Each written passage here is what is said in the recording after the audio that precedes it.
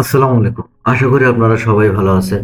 আজকে আমাদের আলোচনার বিষয় হচ্ছে রেক্টেঙ্গুলার মার্ক টুল। এই যে রেক্টেঙ্গুলার মার্ক টুলটা আমরা দেখতে পাচ্ছি মাউসের মাথায়, এটা হচ্ছে আমাদের রেক্টেঙ্গুলার মার্ক টুল এবং এটার শর্টকাট কি হচ্ছে এম। এই যে দেখুন, আমি যখন রেক্টেঙ্গুলার মার্ক টুলটি সিলেক্ট করছি তখন কিন্তু আমার যে টপ মেনু বারের চেহারা কিন্তু অনেকটাই চেঞ্জ হয়ে গেছে। এই যে দেখুন, আপনারা কিন্তু এগুলো খুব সহজেই দেখতে পাচ্ছেন। এখন আমি যদি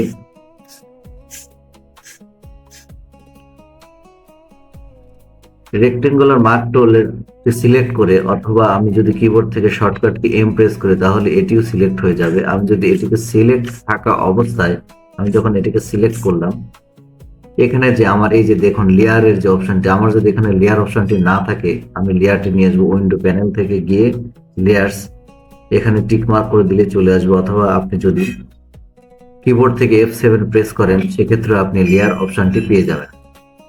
এখন আরেকটা জিনিস দেখার বিষয় হচ্ছে যে এই যে লেয়ারের অপশন, এটা কিন্তু আই আকৃতির চোখ, আর এটি হচ্ছে লক। মানে আপনি এই যে লেয়ারটির উপরে আছেন, আমি মুভ টুলটি সিলেক্ট করলাম। এই মুভ টুলটি সিলেক্ট করার সময় আমি কিন্তু আমার এই হোয়াইট যে কালারের যে লেআউটটি, এটি কিন্তু আমি নড়াচড়া করাতে পারছি না। তার কারণ হচ্ছে আমার এখানে এটি লক করা আছে। এখন আপনি যদি এইটিকে আনলক করতে চান তাহলে এই যে লেয়ারটি আছে এটির উপর ডাবল প্রেস করলে সে আপনাকে এরকম একটি আনলকের অপশন দেবে। এখানে সে লেয়ারের একটি নাম চাইবে, আপনি চাইলে সেটা নাম দিতে পারেন। এটি কোন মোডে নেবেন সেটা দেয়া থাকবে। এখানে কালারও আপনি সিলেক্ট করে দেবেন, অপাসিটিও আপনি এখান থেকে সিলেক্ট করে দিতে পারবেন। আপনি যদি এখান থেকে ওকে প্রেস করেন, আমি কিন্তু এখানে লেয়ারের নামটি দেইনি, না দেওয়ার কারণে এখানে লেয়ার 0 অটোমেটিক্যালি সে তৈরি করে নিয়েছে। আমি যখন ওটাকে ওকে প্রেস করলাম তখন কিন্তু আমার এখানে তালা চিহ্নটি চলে গেছে। এই যে তালা চিহ্নটি এখান থেকে চলে গেছে এবং এরপরে কিন্তু আমি মুভ টুল দিয়ে আমার এই পেজটিকে কিন্তু মুভ করাতে পারছি। এখন আমি যদি পিছনে যেতে চাই তাহলে কিবোর্ড থেকে কন্ট্রোল+Z প্রেস করি। এই যে দেখুন, আমি কন্ট্রোল+Z প্রেস করলাম দুইবার, করার পরে আমার এখানে যে লক চিহ্নটি আছে এটি কিন্তু আবার চলে এসেছে। এরপরেও যদি আমি আমি যদি মনে করি যে আমার এই পেজটিকে আবার মুভ করানো দরকার, আমি এখান থেকে যাব না, সেক্ষেত্রে আমি এইখানে যদি আমি মাউস দিয়ে যদি পেজটাকে একটু ড্র্যাগ করি তাহলে দেখুন আমাকে সে অন্য একটি অপশন দেখাচ্ছে। এখানে যদি আমি কনভার্ট টু নর্মাল লেয়ারে নিয়ে যাই সেক্ষেত্রে কিন্তু এখান থেকে আমাকে লক অপশনটি তুলে দিচ্ছে। এই যে, আর আমরা যখনই ফটোশপে কাজ করব তখন আমার যে ব্যাকগ্রাউন্ড লেয়ার সেইটির উপর আমরা কখনো কাজ করব না। এইটির উপর কেন কাজ করব না আমি আপনাদেরকে স্টেপ বাই স্টেপ বুঝিয়ে দিব। এই যে এখানে আমার হচ্ছে মেইন লেয়ার, আমি এখানে ব্যাকগ্রাউন্ড লিখে দিলাম। ব্যাকগ্রাউন্ড ব্যাকগ্রাউন্ড এটা হচ্ছে মেইন লেয়ার। এখন আমি এই যে রেক্টেঙ্গুলার মার্ক টুল নিয়ে আমি কাজ দেখাবো আর কি।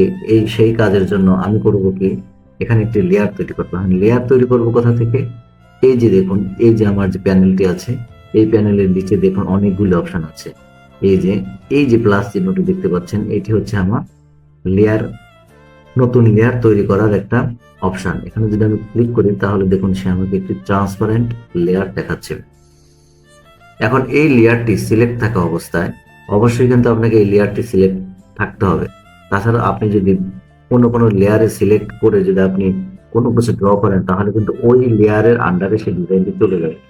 সেক্ষেত্রে আমরা করবো কি, আমার যেহেতু এই লেয়ারের উপর ডিজাইনটি দরকার, এই লেয়ারের উপর আমি কাজ করব, সেক্ষেত্রে আমি এই লেয়ারটি সিলেক্ট থাকা অবস্থায় আমি এই যে রেক্টেঙ্গল মার্ক টুল এইটিকে সিলেক্ট করব। এইটিকে সিলেক্ট করার সাথে সাথে দেখুন আমার উপরে কিন্তু টপ মেনু বারের কিন্তু চেহারাটাই চেঞ্জ হয়ে গেছে। এই যে দেখুন, এখানে কিন্তু আমার 4টি অপশন চলে এসেছে। 4টি অপশন, ফিদার, স্টাইল, এগুলো কিন্তু অটোমেটিক্যালি চলে এসেছে। এখন আমি এটি সিলেক্ট করলাম, করার পরে দেখুন আমি কিন্তু আমার এই লেয়ারের উপরে আছি। এখন এইখানে দেখুন আমার কিন্তু 2টি কালার। এখন আমি যদি এখান থেকে কালার দিতে চাই, এই যে মাউস যদি আমি এর উপরে নেই তাহলে এটা কিন্তু আমার এটা কিন্তু আমার ব্যাকগ্রাউন্ড কালার, আর একটা হচ্ছে আমার ফরগ্রাউন্ড কালার।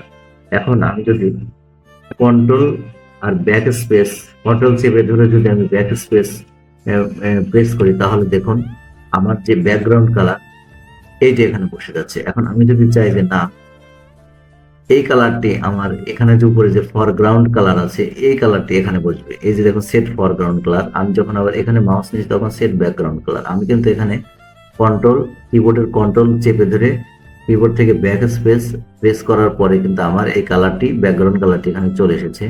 এখন আমি যদি চাই যে আমার এই ফরগ্রাউন্ড কালারটি এখানে আমি রিপ্লেস করব, তখন আমি করব কি, অল্ট চেপে ধরে আমি ব্যাক স্পেস লিস্ট ক্রিয়েট করব। এই যে দেখুন, সে কিন্তু অটোমেটিক্যালি আমার ফরগ্রাউন্ড কালারটি নিয়ে নিয়েছে। এখানে আরো একটি বিষয় আপনাদেরকে আমি বলে রাখি, এই যে আমার যে লেয়ারটি আছে, এই যে আমি মুভ টুল, এটাকে মুভ টুল আমি যখন সিলেক্ট করলাম, মুভ টুলের আমার যে এই যে আমি এখানে কন্ট্রোল ডি চেপে আমার এই মার্কটিকে তুলে দিলাম। আমি এই মুভ টুলতে যখন আমি এটাকে সিলেক্ট করলাম, তখন দেখুন আমাকে কিন্তু এই যে পয়েন্ট গুলো দেখাচ্ছে। এই পয়েন্ট গুলো দেখানোর কারণ হচ্ছে আমার এই যে এখানে show control, show transform control যে অপশনটি আছে এটিকে টিক মার্ক থাকার কারণে এটি আমাকে তখন দেখালো। এখন কিন্তু সে আমাকে আর দেখাচ্ছে না। অর্থাৎ আপনার মুভ টুলের মধ্যে যে সিলেক্ট করার পর উপরে যে তিনটে অপশন থাকবে, আপনি তিনটি সিলেক্ট করে দিয়ে রাখবেন, এতে আপনার ডিজাইনের ক্ষেত্রে অনেক সুবিধা হবে। আমি যদি আমার এই লেয়ারটাকে যদি আমি ডিলেট করব, এখানে ডিলেট, তারপরে অফ দুইটা পজিশন আছে, এখানে যদি আমি ডিলেট করতে চাই তাহলে এটাকে লেয়ারটিকে আমি সিলেক্ট করে আমি যদি ব্যাক স্পেস প্রেস করি তাহলে কিন্তু ডিলেট হয়ে যাবে। আমি কন্ট্রোল জেড চেপে আবার চলে আসলাম। এই ডিলেট কিন্তু অন্যভাবেও করা যায়। আমি এইটিকে ধরে নিয়ে যদি আমি এই যে ডিলেট আইকনটি আছে এইটির উপর যদি ছেড়ে দিই, সেটি তখনও ডিলিট হয়ে যাবে। আমি কন্ট্রোল জেড চেপে আবার এখানে চলে আসলাম। আমি চাচ্ছি কি, আমার এই লেয়ারটিকে আমি ডিলিট করব না, এই লেয়ারটিকে আমি আনভিজিবল করে রাখবো। আমি এখানে আনভিজিবল করে রাখলাম। এখন দেখুন যে আমি আমার মার্ক টুল দিয়ে আমি কোনো কিছু সিলেক্ট করব না। মার্ক টুল দিয়ে সিলেক্ট না করলে, আমি যদি আমার এই রেক্টেঙ্গুলার মার্ক টুল দিয়ে যদি কোনো কিছু সিলেক্ট না করে আমি যদি কালার নিতে চাই, তাহলে দেখুন কি পরিবর্তনটা ঘটে। আমি যদি control plus backspace press করি, এই যে দেখুন কন্ট্রোল প্লাস ব্যাক স্পেস যদি আমি প্রেস করি তাহলে দেখুন সে আমাকে ব্যাকগ্রাউন্ড কালারে নিয়ে যাচ্ছে, মানে আমার ফুল লেআউট ধরে আমার একই কালারে চলে যাচ্ছে। আবার আমি যদি অল্টার প্রেস করে ব্যাক স্পেসে যাই তাহলে কিন্তু সে আমাকে ফরগ্রাউন্ড কালারে নিয়ে যাচ্ছে। অর্থাৎ আমি যদি মার্ক টুল দিয়ে কোনো কিছু সিলেক্ট না করে দিই তাহলে কিন্তু আমার পছন্দ অনুযায়ী আমি আমার ডিজাইনটি করতে পারছি না। আমি কন্ট্রোল জেড চেপে আমি পিছনে চলে গেলাম, যার ফলে আমি আমার এই লেয়ারটিকে সামনে নিয়ে আসলাম। আমার এই যে বক্সটাকে আমি এটাকে এক সাইডে করে রাখলাম। রাখার পরে আমি এই যে মার্ক টুলটা আছে আমি এটিকে আবার সিলেক্ট করলাম। করার পরে দেখুন আমার এখানে কিন্তু আরো অপশন আছে। এই অপশনটি যখন সিলেক্ট থাকবে তখন কিন্তু আপনি জাস্ট সিঙ্গেল ড্র করতে পারবেন, জাস্ট সিঙ্গেল মার্ক টুল দিয়ে এটিকে ড্র করতে পারবেন। আবার আপনি যখন এই যে আপনি আইকনটি দেখে বুঝতে পারছেন যে এই যে অপশনটি, এই অপশনটি যদি সিলেক্ট থাকে তাহলে দেখুন কি ঘটে। এই যে দেখুন আমি এখানে এই আইকনটি সিলেক্ট করলাম, করার পরে দেখুন এই যে আমার মাউসের চেহারা কিন্তু চেঞ্জ হয়ে গেছে, মাউসের মাথায় কিন্তু প্লাস হয়ে গেছে অলরেডি। অর্থাৎ এটি আমার যেখানে যেখানে দরকার যে আমার এখানে এরিয়াটা আর একটু বাড়ানো দরকার, সেক্ষেত্রে কিন্তু আমরা এই কাজগুলো করতে পারি। এই যে খুব সহজে কিন্তু এই কাজগুলো করতে পারি। এরপরে আবার দেখুন এই যে এটি কিন্তু সাবস্ট্রাক্ট অর্থাৎ মাইনাস করে দেবে। এই যে আমার কিন্তু এটাকে মাউসের মাথায় কিন্তু এটি মাইনাস চিহ্ন এসে গেছে। আমি যদি চাই যে আমার এতটুকু থাকবে না, তখন আমি এটিকে ধরে আমি জাস্ট এরকম করে দেব, সিলেক্ট করে দেব, মাউস ছেড়ে দেব, এই যে লেফট বাটন প্রেস করে আমার যতটুকু দরকার আমি ততটুকু সাবস্ট্রাক্ট করে আমি যদি এখন মাউসটি ছেড়ে দিই তাহলে কিন্তু সে অটোমেটিক্যালি এটি নিয়ে নিয়েছে।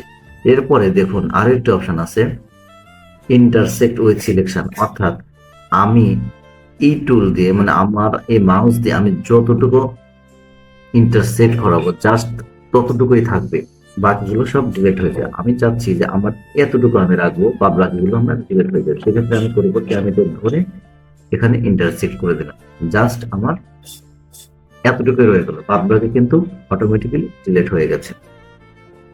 এখন এই যে মার্ক টুলটি সিলেক্ট থাকা অবস্থায় আমরা কিন্তু এখানে আরো একটি অপশন দেখতে পাচ্ছি। ও আরেকটি কথা আপনাদেরকে এখনই বলে রাখি, সেটা হচ্ছে এই যে আমার যে মার্ক টুলের যে এরিয়া, এটাকে কিন্তু মানে যদি আপনি না সরান তাহলে কিন্তু অন্য কোনো ডিজাইনে আপনি কাজ করতে পারবেন না। এই যে কোনো ডিজাইনে কিন্তু কাজ করতে পারবেন না, সে কিন্তু থেকেই যাবে। এখন এইটি আমরা সরাবো কোথা থেকে? এটি সরানোর জন্য একটি উত্তম টেকনিক হচ্ছে, আপনি কিবোর্ড থেকে কন্ট্রোল প্রেস করবেন, কন্ট্রোল প্রেস করে ধরে রাখবেন, ধরে রেখে আবার আপনি ডিতে প্রেস করবেন, তাহলে দেখুন কিন্তু এটি চলে গেছে। এখন আমরা দেখব যে এই রেক্টেঙ্গল মার্ক টুলটির যে আমরা এই যে কয়েকটি আইকন, এই আইকনগুলোর ব্যবহার আমরা কিন্তু দেখলাম। এখন আমরা দেখব ফিদার আসলে কি, আমরা সেটিকে এখন দেখব।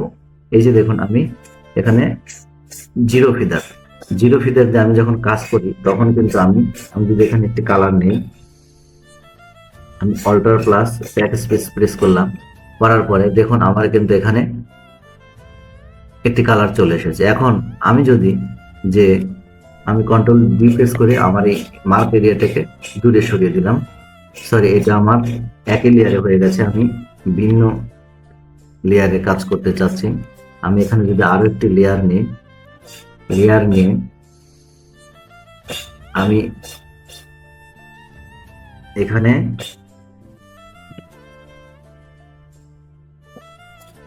আমার এখানে এটি ক্রস ইন্টারসেক্ট অপশনটি সিলেক্ট করা ছিল, এর জন্য এটা হচ্ছে না। আমি এখানে নর্মাল লেয়ারে সিলেক্ট করে দিলাম, করার পরে হ্যাঁ আপনাদের কিন্তু আবার আরেকটি কথা অবশ্যই মনে রাখতে হবে, এই যে ডিজাইন, এই যে টুলগুলো আছে, এই টুলগুলো কিন্তু আপনার এইটি জাস্ট নর্মাল মোড, তাছাড়া বাদ বাকি যে তিনটি মোড আছে এটি কিন্তু আপনার ডিজাইনের ক্ষেত্রে লাগবে। সেক্ষেত্রে আপনারা সবসময় নর্মাল মোডটি সিলেক্ট করে দিয়ে রাখবেন।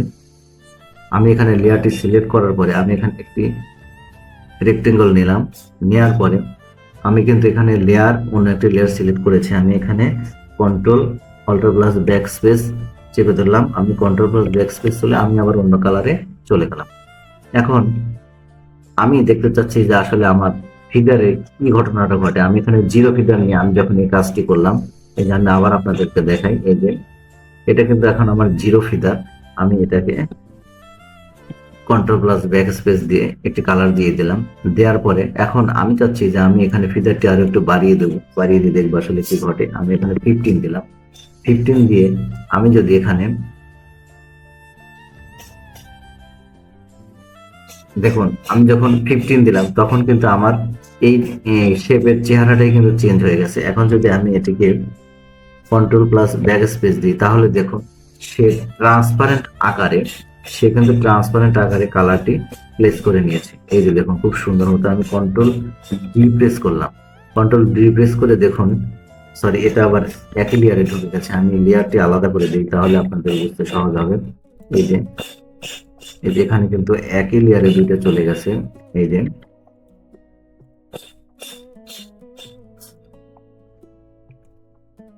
যে আমি কন্ট্রোল ডি চাপলাম। এখন আমি যদি আরো একটি লেয়ার এখানে ক্রিয়েট করার পরে যদি আমি এখানে ফিগার 15 থাকুক, আমি এখানে দিলাম, এখানে একটি কালার সিলেক্ট করে দিলাম। এখানে দেখুন আমি কন্ট্রোল প্লাস ব্যাক স্পেস দেওয়ার কারণে সে আমাকে ব্যাকগ্রাউন্ড কালার দিয়েছে। আমি এখন যদি অল্ট প্লাস ব্যাক স্পেস দিই তাহলে সে কিন্তু আমাকে ফরগ্রাউন্ড কালারটি এখানে সিলেক্ট করে দিবে। দেখুন খুব সুন্দর মতো করে সে কিন্তু আমাকে কালারটি এখানে প্লেস করে দিয়েছে। আমি আরো একটি অপশন আপনাদেরকে আমি দেখাতে চাচ্ছি, সেটি হচ্ছে আমি যখন এই মার্ক টুলটি সিলেক্ট করলাম, মার্ক টুলটি সিলেক্ট করার সাথে সাথে এখানে কিন্তু স্টাইল নামের একটি অপশন আছে। এখানে কিন্তু আমি এতক্ষণ যা করেছি সব নর্মাল স্টাইলে করেছি। এখন আমি যদি এখানে ফিক্সড রেশিওতে দিই, এখানে আপনি ফিক্সড রেশিও সিলেক্ট করার সাথে সাথে এখানে কিন্তু আপনার রেশিওর একটি অপশন থাকবে। আপনি এখানে চাইলে রেশিও সিলেক্ট করে দিতে পারেন। আমি ধরুন আমি এখানে 2 দিলাম আর হাইটে দিলাম 1, দেওয়ার পরে এই যে দেখুন আমি যখন এই রেশিওটি সিলেক্ট করব তখন দেখুন মাউস থেকে লেফট বাটন প্রেস করলেই কিন্তু আমার এই যে লেফট বাটন প্রেস করে আমি টেনে ধরলেই কিন্তু সে আমার এই ডিজাইনগুলো সে আমাকে করে দিচ্ছে খুব সহজেই। এই যে আবার যদি আমি ফিক্সড সাইজ, আমি যদি ফিক্সড সাইজে করতে চাই তাহলে কিন্তু আমি ধরুন আমি এখানে 200 পিক্সেল দিলাম। দেওয়ার পরে আমি যদি এখানে এই যে জাস্ট আমি মাউস থেকে ক্লিক করলেই আমার এই ডিজাইনগুলো খুব সহজেই চলে আসতেছে। এই যে এক কথায় আপনি যখন ফিক্সড কোনো রেক্টেঙ্গল, কোনো শেপ, অন্য কোনো কিছু ডিজাইন করবেন, অন্য ইমেজের উপরে কোনো কিছু ফিক্সড একটা জিনিস কাটাকাটি করবেন, সেক্ষেত্রে কিন্তু আপনি এই অপশনগুলো ব্যবহার করতে পারবেন। তো নর্মাল অবস্থায় আমরা সাধারণত নর্মাল দিয়ে কাজ করে থাকি, কাজের ক্ষেত্রে সুবিধা হয়। আর এখানে যে ফিদার আছে, ফিদারটি সবসময় আপনারা 0 দিয়ে রাখবেন। যখন আপনাদের দরকার হয় এই টাইপের ডিজাইন করার, তখন আপনারা ফিদার আপনাদের প্রয়োজন অনুযায়ী চেঞ্জ করে নেবেন। এখন আসি আমাদের আসল কাজে, যেখানে আসলে আমরা মার্ক টুল দিয়ে কাজ করতে পারবো বিভিন্ন ধরনের। এখন আমরা দেখবো আসলে মার্ক টুল দিয়ে আমরা কি ধরনের কাজ করতে পারি। এই যে আমি প্রথমে আমার যে ইমেজটা আমি ওপেন করে নিয়েছি একটি লেয়ারে। এই লেয়ারটি আমি প্রথমে আনলক করে নিলাম। আনলক করে নেওয়ার পরে আমি ধরুন এই যে রেক্টেঙ্গল টুলটি সিলেক্ট করলাম, মার্ক টুলটি সিলেক্ট করার পরে আমি ধরুন আমার এই যে অংশটির কালারটি আমি চেঞ্জ করব। সেক্ষেত্রে আমি করব কি, নতুন একটি লেয়ার দিব। আর কাজ করার সময় আপনারা সবাই মনে রাখবেন যে মেইন ইমেজের উপরে আপনারা কখনো কাজ করতে যাবেন না, তাহলে কিন্তু অনেক ঝামেলায় পড়ে যাবেন। এর জন্য আমি করলাম কি, নতুন একটি লেয়ার নিলাম। আপনারা যদি এই লেয়ারের নামটি চেঞ্জ করতে চান, সেক্ষেত্রে আপনি এই লেয়ারের উপর যদি ডাবল ক্লিক করেন, সেটি আপনি করে নিতে পারেন। আমি এটাকে 01 নাম দিলাম। দেওয়ার পরে আমি ধরুন আমার এই যে অংশটুকুর কালার আমি চেঞ্জ করে দেবো। এই যে আমি যদি এখান থেকে কন্ট্রোল ব্যাক স্পেস প্রেস করি, তাহলে কিন্তু সে আমার ব্যাকগ্রাউন্ডের কালার নিয়ে নিয়েছে। যদি এখানে আবার অল্টার ব্যাক স্পেস প্রেস করি, তাহলে কিন্তু সে আমার এই কালারটি নিয়ে নিচ্ছে। এই যে কালার চেঞ্জের বিষয়টি, এটি কিন্তু আমরা অন্য একটি টুলের মাধ্যমে করতে পারি। এই যে আমার টুলটি আছে, এই যে পেইন্ট বাকেট টুল, এই টুলটি দিয়ে আমরা করতে পারি। এই টুলটি সিলেক্ট করে আমাদের যে কালারটি পছন্দ সেই কালারটি এখানে সিলেক্ট করব। করার পরে মার্ক টুলটি সিলেক্ট থাকা অবস্থায় আমরা যদি এখানে মাউসের লেফট বাটন প্রেস করি, তাহলে এই কালারটি কিন্তু এখানে চলে এসেছে। এখন এই যে কালারটি, এই কালারটিকে যদি আমরা এখন এই কালারটিকে এখন এই লেয়ারটি সিলেক্ট থাকা অবস্থায় এখানে আরো একটা জিনিস আপনারা দেখুন, এই লেয়ারটি সিলেক্ট থাকা অবস্থায় আমার কিন্তু এই যে উপরে বেশ কিছু অপশন কিন্তু অ্যাক্টিভ হয়ে গেছে। তার মানে এই অপশন গুলোতে আমি কাজ করতে পারবো। এই যে দেখুন আমার এই লেয়ারটি সিলেক্ট থাকা অবস্থায় আমি নর্মাল যে অপশনটি আছে, এটাকে যদি আমি একটু লাইট করে দিই, তাহলে কিন্তু সে অটোমেটিক্যালি কালার চেঞ্জ হয়ে যাচ্ছে। এই যে দেখুন, এই যে আমি একটু হার্ড দিলাম, এরপরে আমি একটু ডিফারেন্স দিলাম। দেখুন ডিফারেন্স কি টাইপের হয়, সাবস্ট্রেট দিলাম। দেখুন আপনারা এখানে দিয়ে দেখবেন আসলে কোন কালারটি আপনাদের ভালো লাগে, সেটি আপনারা দিয়ে দিবেন। এই যে মাল্টিপল ডার্কেন, আমি ডিজলভ কালার দিলাম। এটা শুধু একদম নর্মাল আর কালার ডোন। এই যে এখন যদি এখানে দেখুন আরেকটা অপশন আছে যে অপোসিটি হচ্ছে কালারের ঘনত্ব।